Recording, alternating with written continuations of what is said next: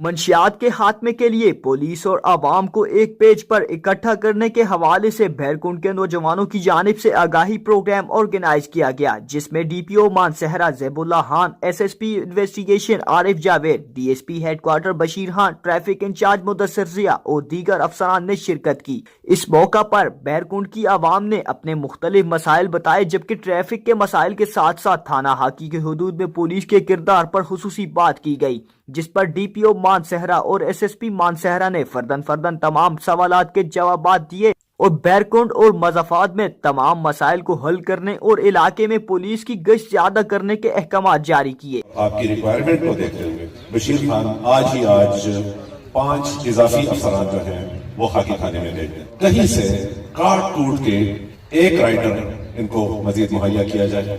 ہمارے حصے میں جو بھی گاڑی آئے گی، نئی گاڑی آئے گی انشاءاللہ، وہ آپ کی خاطر میں سب سے پہلے خاکی تھانے کو دوں گا۔ ٹریفک ہی کے حوالے سے جو اوور سپیڈنگ والی بات ہوئی ہے، اس پہ خاص فوکس رکھیں، ٹھیک ہے؟ آسمان سے کوئی بھی نہیں گرا ہوا۔ آپ کو میں نے پہلے دن سے یہ بتا دیا تھا کہ سارے لوگ قانون کے سامنے برابر ہیں۔ میں کوئی غلط کام کرتا ہوں، سب سے پہلے مجھے چلان کرتے ہیں۔ قانون کے سامنے سب برابر ہیں۔ پروگرام کے آخر میں مقامی افراد، اسکول کے بچوں، پولیس کے افسران، عوامی نمائندوں اور نوجوانوں کی بڑی تعداد نے ریلی نکالی۔ ریلی کے شرکاء نے بینرز اور پلے کارڈز اٹھا رکھے تھے۔